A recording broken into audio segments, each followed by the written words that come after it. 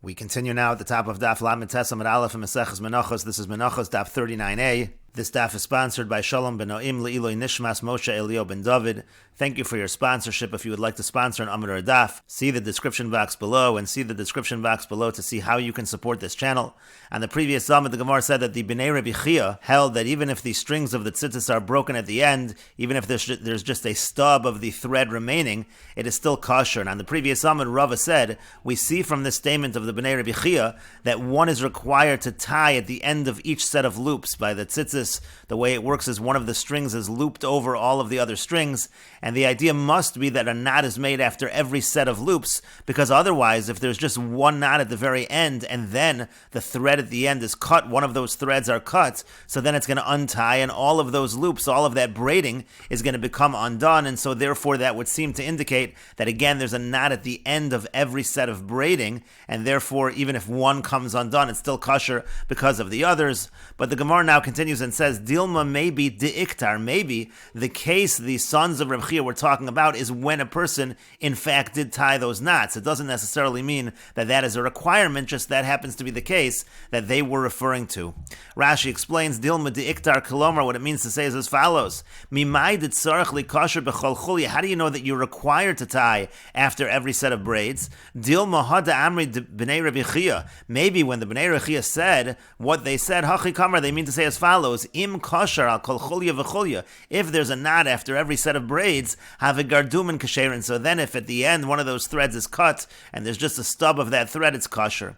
Avol barov tzitzios, but by the majority of tzitzis, lo kamachri gardumin. Maybe they won't say that gardumin are kosher. Dorov tzitzios ein ksharim al kol chulya v'chulya, because the majority of tzitzis are not tied after every set of braids, after every set of loops. And the Gemara continues, V'yamar Rava, and Rava says, Shema mina. We see from here, Kesher Elyon Doraisa, that upper knot is required on a Doraisa level. Because if it should enter your mind that it's Derabanan, my Itzrich Lemishri Sadin B'tzitzis, why is it necessary to permit Sadin, which is linen garments with tzitzis? Pshita would be obvious. Hatokef Tchifa Achas Eino Chibra, because if you're just inserting that one insert, that's not considered attached. Elashmamina Doraisa, rather we see that it is Doraisa. And Rashi explains, Kesher Elyon Hainu Namiyahu Kesher Lamata, that actually does refer to that Kesher Lamata, the one that's all the way at the bottom, essentially the one furthest away from the garment. We're talking about that knot. And the idea is Halacha L'Moshe Misinai, that's Halacha L'Moshe Misinai. The Mesoras Hashas changes it to Doraisa, that it's a Doraisa. Kilomar, what it means to say Kesher Echad B'tzitzis Mia Doraisa. The point over here of Rava's statement is that one knot in the tzitzis is required on a Doraisa level at the very least.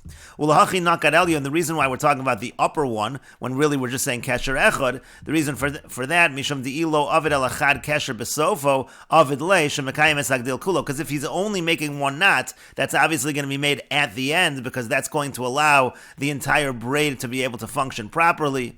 And so again, it must be Doraisa, Ve'afilu Yochel Likro Chiyafa. The point is, even if you'd be able to wrap it, tuck it properly, Ulhiskayim below Kesher, let's say you could find a way to do it without a knot, Yomo Yomayim, it would stay a day or 2 days, Psula would still be disqualified. There's a requirement to tie the knot.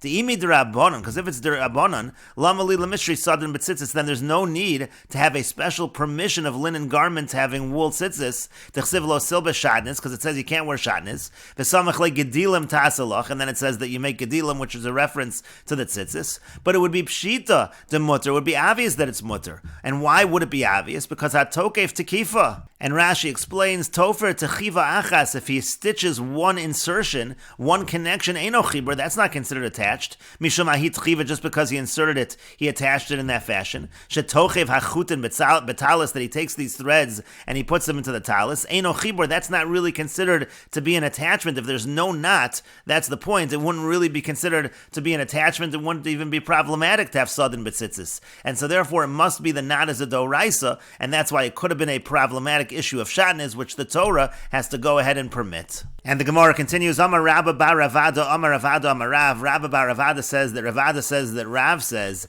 Im nifsak hachut meikaru, if the thread tears at its base, so psula, then it is disqualified. The idea over here is that the tzitzis, the threads have already been threaded through the whole of the garment and they've been braided, and then at the base, one of the threads breaks. Now that thread is still part of the tzitzis because it's already been tied and braided in there, so it's not like it falls out completely, but since it snapped, it broke at its base, therefore it is puzzle, it is disqualified. And the Gemara continues, Yosef Rav Nachman v'ko'amar l'hashmaita. Rav Nachman was sitting and he said over this teaching, Eisvei Rava Rav Nachman. Rava asked Rav Nachman a question from the following brisa.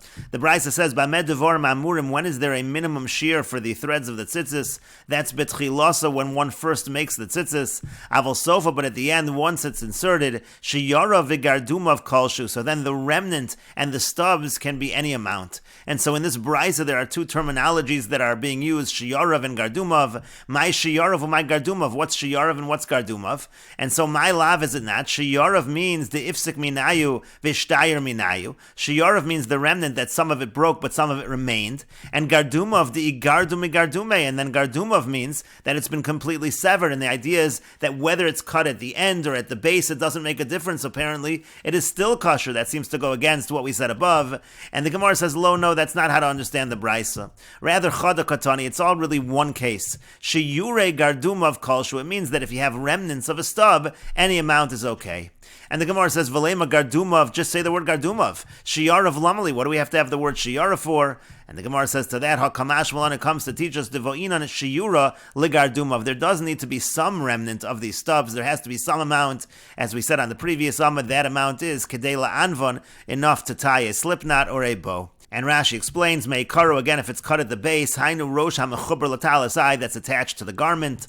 Ba'med Devorim Amurim, and the Brisa said, when is this true? Debo'inon Shir L'Tzitzis, where there needs to be a minimum shear for the tzitzis, Kedamina L'Kamon, as we'll say later on. B'tchiloso, B'shas Asiyah, that's when the tzitzis are actually made, are actually attached to the garment. Avol B'sofo, but at the end, meaning after. Kagonim Nifsak Li'achar Zvan, let's say it broke after some time, so then it's okay. And my lav, is it not? Shiyorav D'Ifsik Mina, Shiyarav means that it was cut from it. Kitsas mechutav, meaning some of the string was cut. V'nishar ksas garduman, and then there is still some that remains. And then the igardume, and then the other term is ulagamri nifsak tzad ho'ikr, that by the base it's cut. Doesn't it mean both situations? V'kasha l'madamar nifsak achut meikar psula. That's a question against the one who says that if it's cut at the base, it's puzzle, it's disqualified. And the Gemara then said, Shiyare garduman, dinishar ksas v'nifsak ksas. We're always talking where some remains and some is cut.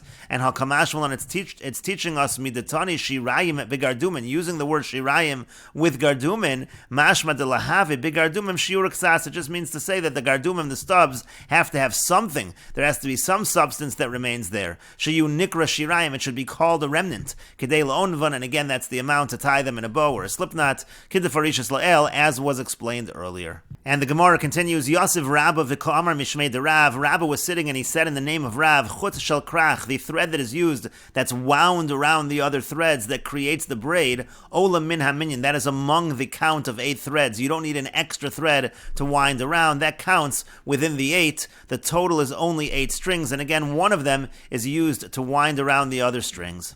And the Gemara continues, Amar le Rav Yosef. Rav Yosef said to him, Shmuel Amr v'lo Rav. That halacha that was just stated in the name of Rav, it actually was said by Shmuel and not Rav. And the Gemara continues, Itmar Nami was stated as well. Amar Rabba bar bar Chana said, Sachli Rabbi Yoshia de min Usha. Rabbi Yoshia from Usha, he told me, Chut shel krach, that the thread that's used for the winding, for the braiding, Ola lo min haminyan, again, that counts from the number that is part of the total of 8 strings.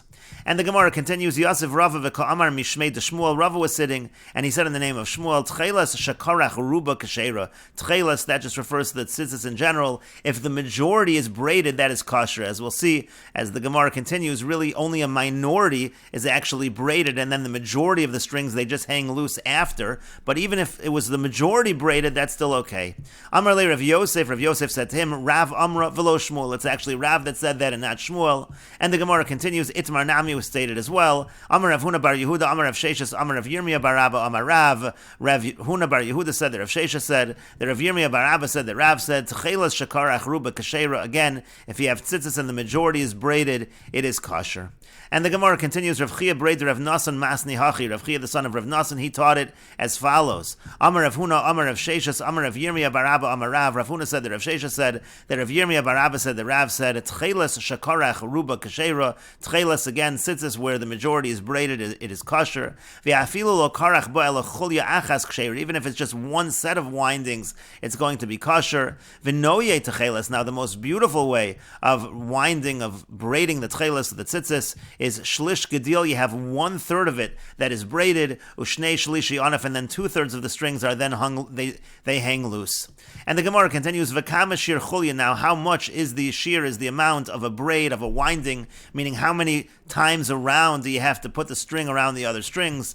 Tanya, we learned in a brisa, Rebbe Omer, Rebbe says, Kadei sheyichroch v'yishnev v'yishalish. It's you wind it around, then you do it again, you do it a third time. Essentially, you have to have a minimum of 3 times around.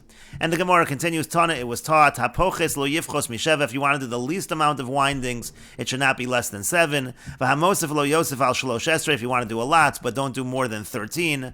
Hapoches lo yifchos misheva. If you do few of them, don't do less than 7. That is keneged shiva rekim. That corresponds to the 7 firmaments. V'hamosef lo yosef al shalosh esrei. And one who wants to add more should not add more than 13. Keneged shiva rekim v'shisha avirin shebeineim. That corresponds to the 7 firmaments and the 6 airs or air spaces that are between them. That's a total of 13. So the maximum number of windings should be 13. And Rashi explains, Shisha Avirim, the 6 air spaces, Shebein Shiva Rakiyim, which are between the 7 firmaments. V'al Shem Sha'at Tchelas Doma Liyam, and the reason why we're going by the firmament and the sky is since the Tchelas is similar to the sea, V'yam Doma L'Rakiya, and then the sea is similar to the Rakiya. That's why we are following the numbers of Rakiya and Avirim in terms of the amount of windings of the tzitzis. And the Gemara continues, Tana was taught, Kishu Maschil, when he begins the winding, Maschil Belavan, he should begin to wind with a white thread, and the reason for that is Haknaf min Kanaf, the corner should be of the same type as the corner. As we said, the white threads are considered to be of the same type as the garment. Uchashu Messiah, and then when he finishes as well, Messiah Belavan, he should finish the winding with the white thread, and only the blue thread should only be used in the middle of those windings. And the reason for this is, Malin Bakodesh Velo Meridin, we want to go up in Kedusha and not down in Kedusha.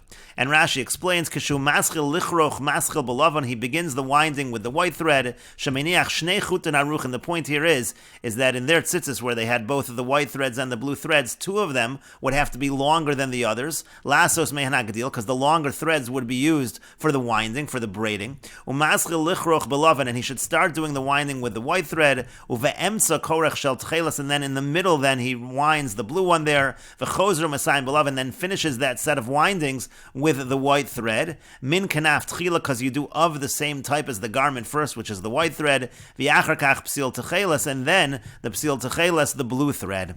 And Rashi continues, Voidna, nowadays, Davdinan Chamisha Ksharim, we do 5 knots, Hainu Da'amrinan Shkula Mitzvah Tzitzis Kechol HaTorah Kula, that we say that the mitzvah of tzitzis is equal to the entire Torah. It amounts to 613 when you add together everything. The gematria of tzitzis is 600, and then you add the 8 strings and the 5 knots.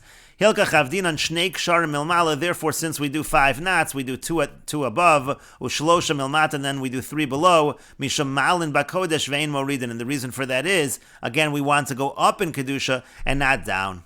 V'kevan da'aktama krola min kanaf. And since the Torah first mentions the min kanaf of the same type as the corner of the garment, shmami nachashavu, we see that the min kanaf, the white threads, are the more important. Hilkach, therefore, imisayim betchelas, if the windings would conclude with tchelas, with the blue thread, havale morid sofa tzitzis mitchilasa, so that would be a lowering of the kedusha, the end of the tzitzis, from the beginning, and that's why it's important to be mesayim with lavan, with the white.